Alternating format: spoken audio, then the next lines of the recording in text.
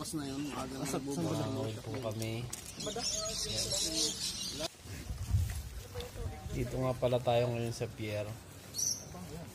Ayan, inunahan natin ang pagsikat ng araw para mag-fishing. Ang lugar na to ay mapakita ko sa inyo yung mga Orangan Pier. Yan, dito po yan sa Queensland, Australia. Yan, diretso na tayo doon. Medyo malayo lang yung nakarin nito kaya ikapat ko na lang. Ayan, kitang-kita nyo naman guys yung gilid o napakaganda. Medyo makulimlim pa.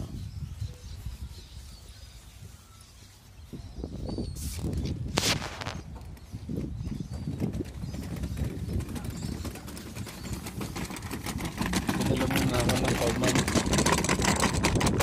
Dito na para tayo siguro ng tulay. Spot fishing na natin. Ayan.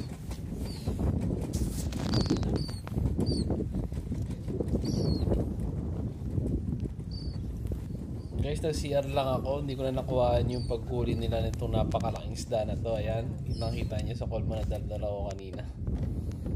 Nag-CR lang ako pagbalik ko. Ayan, nakahuli nila. Thank you for watching.